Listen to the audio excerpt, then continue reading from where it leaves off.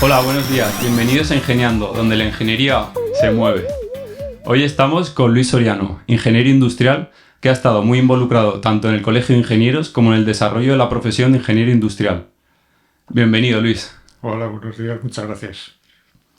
En primer lugar, nos gustaría que hicieras como una pequeña introducción sobre tu trayectoria y cómo has llegado hasta aquí. Bueno, como habéis dicho, mi nombre es Luis Soriano, soy ingeniero industrial de la primera promoción de la Universidad de Zaragoza, hace muchísimos años ya, el año pasado cumplimos 50 aniversario, y mi trayectoria profesional ha sido siempre en ejercicio libre de la profesión, desde antes de terminar la carrera hasta hoy. Además, he estado durante 2 temporadas de 10 años cada una dando clase en la universidad en temas de construcción y bueno, luego trabajando en otros temas, en otras ONGs relacionadas con el colegio que luego irán saliendo, me imagino, a lo largo de la conversación. Sí, bueno, ya enlazando con lo que decías, tú fuiste parte de esa promoción, ¿no? A la que se le llama aquí en la escuela la primera, que además este año ha habido actos conmemorando ese 50 aniversario. ¿Qué nos podrías contar? ¿Qué diferencias ves? Porque tu hijo ha sido ingeniería industrial, has estado involucrado con la ingeniería industrial respecto a esa primera promoción de ingenieros industriales a esos ingenieros que han ido saliendo a lo largo de los años. Pues mira, date cuenta que hace 50 años que yo salí, entonces la evolución ha sido tremenda. Primero, en la primera promoción, el profesorado no era un profesorado profesional de la docencia, como es en este momento, sino que eran profesores profesionales de la ingeniería, lo cual nos dio una visión mucho más práctica de lo que es la ingeniería. Yo siempre he dicho, es mentira, pero he dicho en plan de broma que yo no he estudiado nunca, pero he trabajado mucho. Y algo de razón tiene que en esos primeros años, primero y segundo, que son asignaturas más científicas, digamos, sí que había que estudiar y había más licenciados de ciencias y físicas, etcétera, dándonos clase, pero a partir de tercero eran todos ingenieros que por la mañana desarrollaban su actividad profesional y por la tarde nos contaban qué era lo que estaban haciendo. Entonces, el conocimiento que nos transmitieron no tiene nada que ver con el que hay ahora, que conociendo la universidad desde dentro, por esos 20 años que he dado clase, los profesores son en su mayoría profesionales de la docencia, no profesionales de la ingeniería ni conocen el mundo de fuera. Y en cuanto al sentimiento que teníais en esos tiempos, ¿os sentíais como conejillos de indias al ser la primera promoción? Y el tema de los apuntes, por ejemplo, ¿qué hacíais? Porque no había ni WhatsApp, ni Moodle, que era todo Ni libro. antiguos alumnos a los que preguntarles dudas o pedirles Eso es. ayuda en general. No tenía nada que ver ni el mundo que vivíamos entonces con el que hay ahora, ni nada de nada. Efectivamente, éramos la primera promoción. Libros había algunos que nos recomendaban los profesores que eran súper caros y la mayoría no nos los comprábamos. El que se lo compraba se hacía algunas fotocopias o tal. El que tomaba buenos apuntes los tiraba en Ciclostil, en el servicio de publicaciones que teníamos entonces, donde también hacíamos octavillas, porque Franco vivía, estamos en el final de la dictadura, etc. Era un mundo totalmente distinto y nos buscábamos la vida de una manera totalmente distinta y muy divertida, porque éramos la primera, éramos poquitos, salíamos de copas todos juntos cuando terminaba la clase, nos íbamos los fines de semana, en fin, había otro ambiente totalmente distinto del de ahora. Yo digo que más divertido, por lo menos nosotros lo pasábamos muy bien y las relaciones humanas entre nosotros eran mucho más fuertes que las que son ahora entre vosotros, creo, y era totalmente distinto, no se parecía en nada. Bueno, eso precisamente lo pudimos ver en uno de los actos durante este año. Esa piña que formasteis estaba todo por hacer y se fraguó realmente un grupo que todavía hoy yo creo seguís bastante en contactos. Sí, todos los años tenemos por lo menos una cena y una excursión de 3 o 4 días y a la que salimos 35, vamos 20, 25, son muchos. O sea, esa piña sigue existiendo y lo tenemos muy a gala y cuando en algún acto, incluso en actos del colegio, se brinda no sé qué, siempre hacemos nuestro brindis de somos la primera, siempre. A ver, ¿cómo sería ese brindis si nos lo puedes reproducir? Que hay mucha gente que no lo conoce. Sí, lo digo entero, es largo. Sí, dile. Sí, dale. por favor. Con una copa en la mano. A ver, vamos a reproducirlo. Estamos todos. Espera, tenemos aquí la copa, vamos a reproducirlo.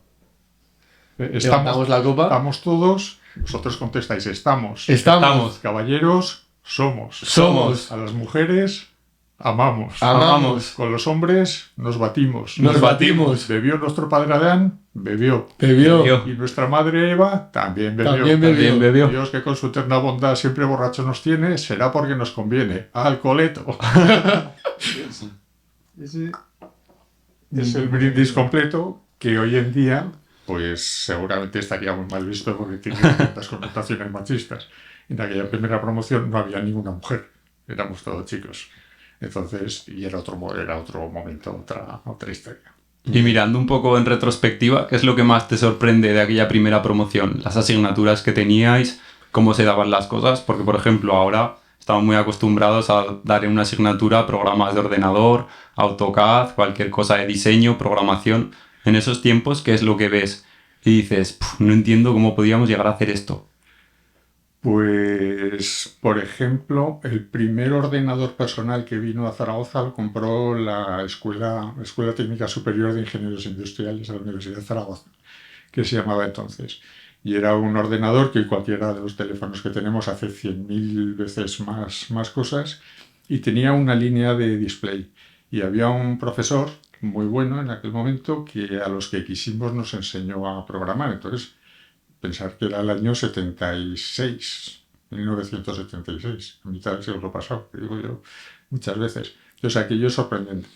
Era fuera del ámbito de la escuela, pero fueron unas clases, unas enseñanzas que nos dieron un profesor que era un adelantado en aquel momento y que a mí por ejemplo, me vino muy bien. Y luego, como os decía, que las clases se daban de una manera totalmente distinta. En los últimos años era una formación muy práctica, de profesores que nos contaban sus experiencias profesionales.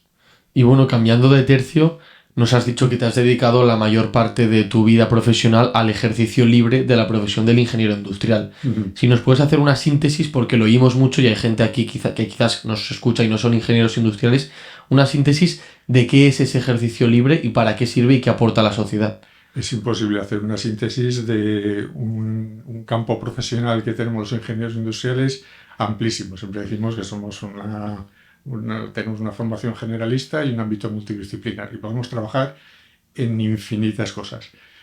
En mi despacho, lo que hemos hecho siempre ha sido al principio hacíamos programas informáticos a medida, por eso decía antes que aquella formación que nos dieron en la escuela a mí me vino muy bien, con Fortran, COBOL, sistema de programación que hoy están absolutamente obsoletos, ¿no?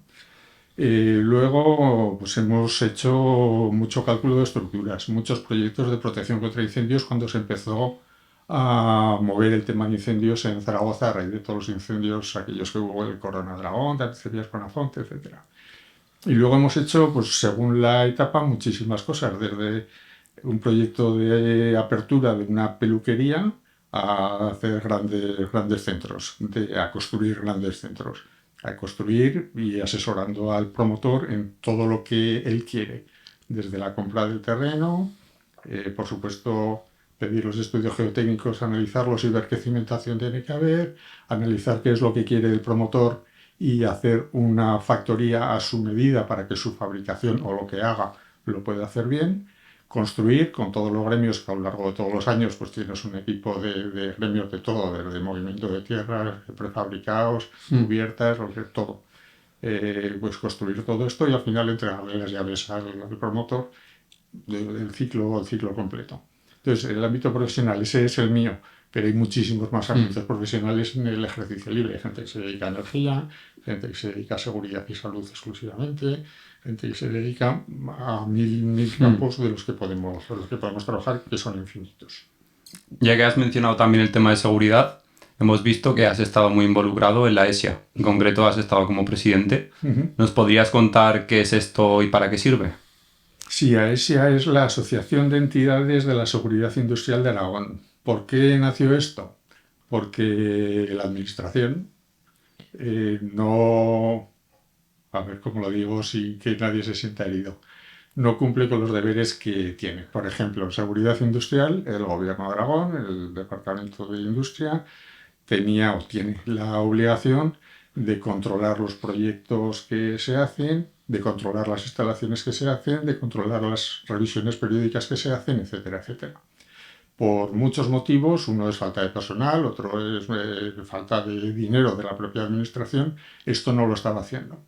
Entonces llegó un momento en el que vimos que afortunadamente en Aragón tenemos poquitos accidentes porque las cosas se hacen bastante bien desde el gobierno y de los profesionales que actuamos en la calle, pero que había que tener un control. Se habían creado hace años los organismos de control que, como todas las cosas, pues tienen un nacimiento bueno, hacen una labor espectacular y luego la cosa va decayendo. Entonces vimos que se necesitaba una entidad que estuviera por encima de los organismos de control. Y ahí nació AESIA, donde el impulsor era el gobierno de Aragón y estamos metidos los colegios profesionales, en este momento de ingenieros técnicos, nosotros, y luego entró agrónomos. Están las asociaciones de instaladores de fontanería, electricidad, gas, incendios, y no sé si alguna más, y varios organismos de control de los que actúan aquí. Entonces, desde ahí, ¿qué se hace? No de manera exclusiva, porque también se puede hacer a través de industria, de las pasarelas que tiene industria. Controlar los proyectos, controlar que esos proyectos se hacen bien, controlar las instalaciones y controlar que luego las revisiones periódicas se hagan con modelos informáticos nuevos, con un modelo parecido a blockchain, donde todo hay una trazabilidad tremenda y bueno, pues que intentar que las instalaciones estén bien. Esto al principio tenía muy mala venta porque claro, al promotor esto al final le cuesta, la seguridad cuesta dinero y la calidad cuesta dinero, pero al final se ha demostrado que es un modelo que funciona y que está muy bien. Y claro, el tema de la seguridad industrial, ¿no? Que es un papel en el que has desarrollado en esta asociación, ¿cómo notas tú que ha cambiado y qué importancia tiene realmente? ¿O cuán peligroso puede llegar a ser una obra? ¿Cómo ha evolucionado esa seguridad a lo largo de los años? ¿Qué nos podrías contar alguna anécdota quizás que refleje pues lo importante que es la seguridad industrial y lo grave que puede llegar a ser? Son dos cosas. La seguridad industrial, por un lado, que es lo que se controla, pues, la seguridad industrial es la que viene reglamentada por normas, los reglamentos de seguridad industrial, electricidad, incendios, gas, etcétera. Y otra cosa es la seguridad en las obras. Ya. La seguridad en las obras ha evolucionado todo, porque cuando yo empecé, yo no sé si había alguna obligación o no, yo creo que no, pero por ejemplo, recuerdo una obra que estábamos haciendo importante para una factoría suministradora de Opel. Estábamos haciendo un almacén de 14 metros de altura de estructura metálica con unas vigas que se conformaban en obra pues, con una anchura de 40-50 centímetros. Los pintores iban andando con 2 cubos de pintura de 25 litros, andando por las vigas y para pintar se descolgaban como un mono, con las piernas por encima de la viga y pintando. Pues yo recuerdo que cuando iban a venir los pintores, yo al promotor le dije, mañana no vengas a trabajar ni se te ocurra venir por la obra, porque es que te vas a morir del susto. Y cosas de esas había todos los días. Entonces aquello afortunadamente se empiezan a poner sistemas de seguridad, medidas de seguridad, obligatoriedad de hacer un estudio de seguridad en los proyectos y de hacer un control de la seguridad en la obra.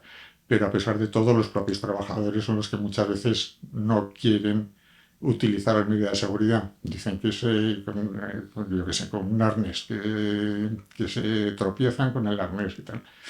Por ejemplo, otro día, con un amigo con el que subíamos a esquiar todos los fines de semana, pues en una obra le habían encargado colocar la cubierta de una navecita pequeña, 500 metros o algo así. Llego allí a hacer mi visita de obra y veo que está colocando los paneles en cubiertas sin ningún tipo de protección. Y le llamé a Antonio, baja un momento, ¿qué quieres? Joder, tienes en el proyecto presupuestadas unas redes de protección, ponlas. Hombre, es que no me jodas, Luis, que es que y si hago esto así, al mediodía estoy en mi casa, he colocado ya la cubierta. Si tengo que poner las redes, tengo que estar 2 días. No me da igual, que es que no quiero ir a tu viuda a decirle que te has caído, que te vas a caer tú, que te estoy poniendo las medidas de seguridad, ponlas. Y el mismo trabajador era el que no las quería poner porque necesitaba más tiempo y no quería. Y anécdotas de esas hay infinitas, todas las que queréis.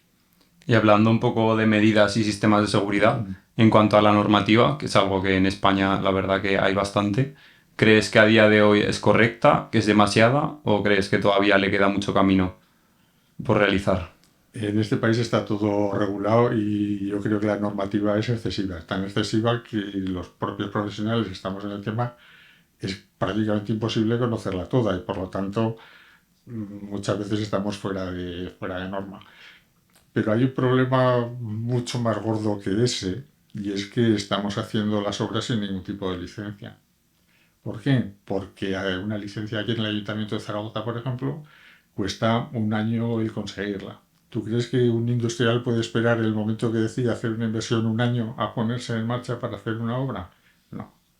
Metemos los proyectos a licencia, hacemos las obras, y esto espero que no lo oiga nadie que no lo deba oír, hacemos las obras y cuando llega la licencia regularizamos. Ya. Hay procedimientos en el Ayuntamiento de Zaragoza que nos ha puesto en marcha para regularizar esto. Entonces hay demasiada regulación y demasiada poca visión con la realidad. Ya. Y eso, claro, en el ejercicio libre que has tenido en tu ingeniería, te llegan muchos proyectos a medida. Sobre todo al principio, ¿recuerdas algún sí en particular que te ofrecieron un proyecto y dijiste tú y tus compañeros sí, sí, y luego te ves realmente en un problema que no sabes cómo afrontar? ¿Tienes alguna anécdota que vaya por esa línea? Un sí incómodo al principio de tu carrera profesional, quizás. No, yo creo que tenemos la cabeza suficientemente formada, tanto entonces como ahora, para enfrentarte a cualquier reto. Yo siempre defino la ingeniería, lo leí una vez y me gustó mucho, o a los ingenieros como las personas que saben resolver cualquier problema complejo en ausencia de datos. O sea, no sé cómo, pero al final te buscas la vida, das la vuelta a las cosas, investigas, estudias y resuelves el problema. Los problemas que haya tenido el despacho, con 40 y tantos años de despacho ya, no recuerdo ningún problema irresoluble. Y Y, claro, sí, sí, dispara, dispara. venga, aparte de los sís, hay veces que cuando es muy complicado, pues hay que decir que no. Estando en un despacho pequeño, ¿cómo es la manera de decir a alguien que no sin perder un potencial cliente para otra obra? A ver, es muy distinto hace 40 años, en el año 78, antes de terminar la carrera que empecé a trabajar, entonces no podía decir que no a nada.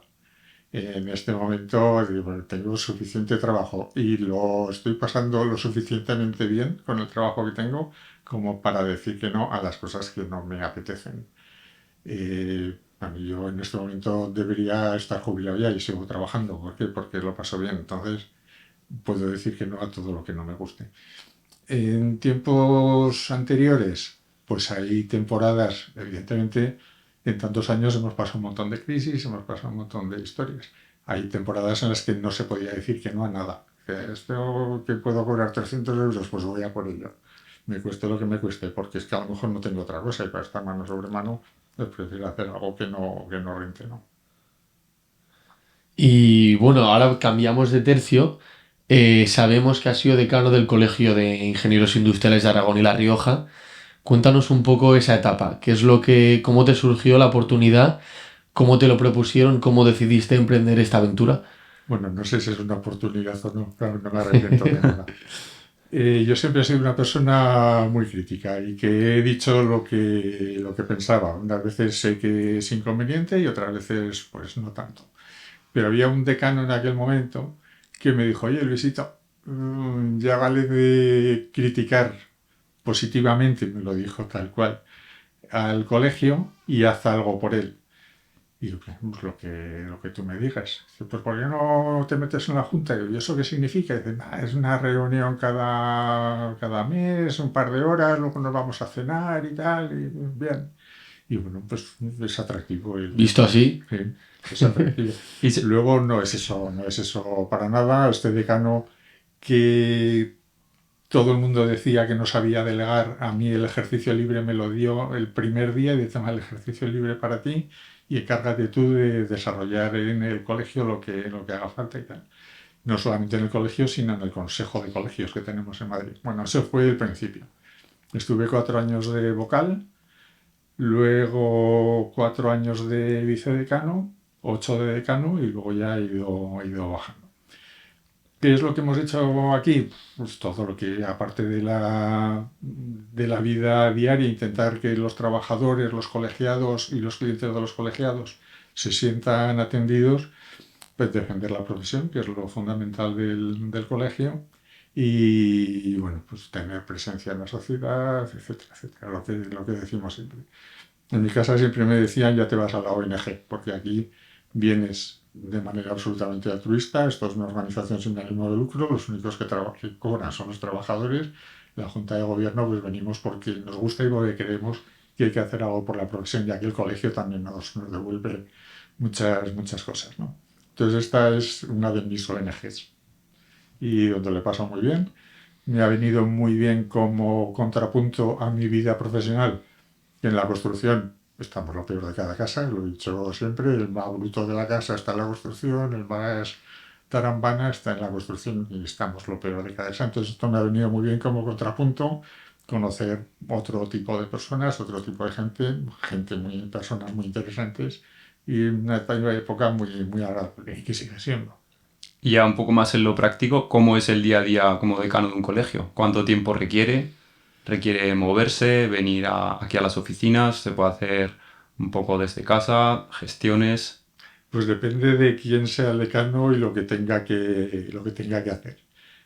Con el decano que yo entré, se dedicaba al ejercicio libre de la profesión también, tenía un despacho que funcionaba y él era mayor, como puedo ser yo en este momento. Entonces, su presencia en el colegio era mucho mayor. El siguiente decano era funcionario y tenía todo el tiempo del mundo y bueno, tenía muchísimo tiempo para dedicarse al colegio. Yo no tenía ese tiempo, cuando fui decano, tenía que atender a mi despacho y tenía que trabajar. Entonces, hasta hace muy poquito, yo hablaba 3 o 4 veces con el secretario técnico, con el personal de administración y tal, todos los días. Y cuando podía, venía.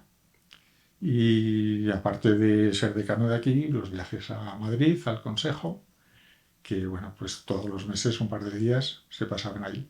Un día hice un cálculo y aproximadamente el 20% de mi vida profesional se lo he regalado al colegio. Entonces, mucho tiempo a cuestiones muy diversas. Mi presencia aquí no ha sido excesiva en horas, la presencia en la cabeza 24 horas al día, de 7 días a la semana, igual que el despacho. Y luego ya pasamos a la última sección, que es la preferida para muchos, que es la sección de verdades incómodas, en la que tenemos una serie de preguntas propuestas por nosotros y por el anterior entrevistado, en la que vamos a ver qué tipo de respuestas podemos tener.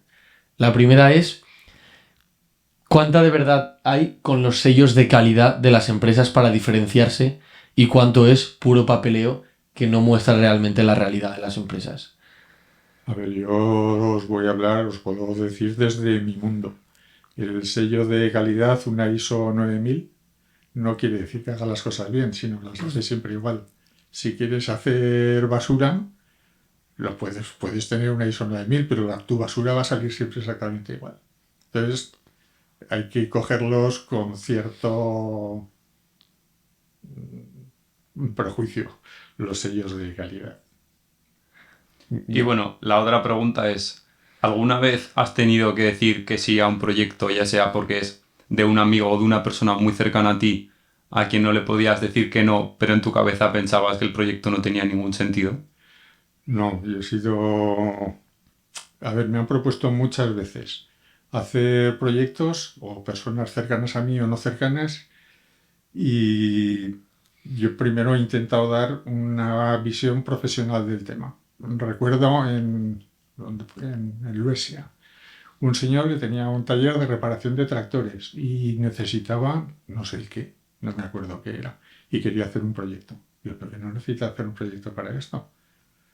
Que no recuerdo exactamente cuál era el tema, pero sí recuerdo que la persona que me había propuesto el proyecto se enfadó conmigo porque él pensaba que iba a cobrar y luego a mí me subcontrataba para hacer un proyecto y mi asesoría fue que no se hiciera ese proyecto. Ya, y ahora ya pasamos, tenemos una dinámica que el anterior entrevistado le pedimos una pregunta para hacerle al siguiente, sin saber quién va a ser. Así que esa persona nos ha dejado una pregunta aquí, que te la vamos a leer ahora.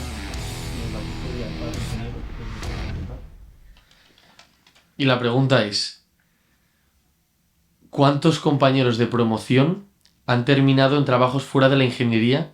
Y eso, si lo consideras un fracaso del sistema. Yo creo que en mi promoción igual ha habido uno. Bueno, dos. Claro, es que la primera es mucho primera, me parece a mí. Sí, sí. Que no se han dedicado a la ingeniería, pero es que es muy difícil saber qué dedicarse a la ingeniería. Había un compañero nuestro que fue director técnico del Ballet Artístico Nacional. Y yo decía, pero ¿tú qué haces ahí? Dice, pero si es que esto es pura logística, es un trabajo de ingeniero. Tienes que mover a 100 y pico personas, con instrumentos, con un piano, buscar hoteles, buscar transportes, llegar a los sitios, organizar una gira. Eso es trabajo para un ingeniero. Tenemos tantísimos campos de actuación. Sí, es cierto. Que no sé, yo no sé definir qué es dedicarse a la profesión, pero creo que es todo. Bueno, muchas gracias, Luis, por tus respuestas y por tu tiempo. Así que recordad todos los meses con nosotros, Ingeniando.